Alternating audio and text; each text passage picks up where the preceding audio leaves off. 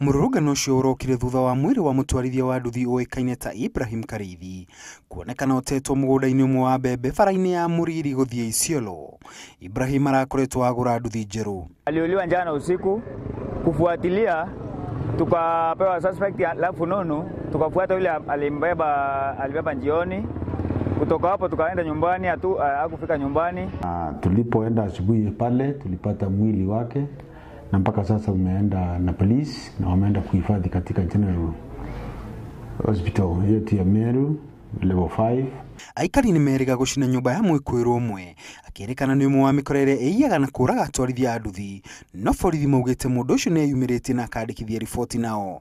Tayari amepatikana na uniform ya mwanajeshi na amesema alipewa na wanajeshi wa Isiolo, na tunangoja pia kufuata hiyo kwa sababu the exhibit has been handed over to the police. Huyo suspect yako ndani, hiyo alijipeleka ndani, ambaye kama ni muuaji, ambaye ni mshukiwa, achunguzwe vya kutosha ndio watu wa pikipiki wasiuliwe tena. Kiumia githiru borithi ni maranyitire mundu umwe akirikana niwe mutongoria wa gengi iria eiyaga nduthi thutha wa indo cia nduthi kunyitwo gwake mucii. Ngiribotera Inooro TV, njitagwo Kimani wa Githĩnji.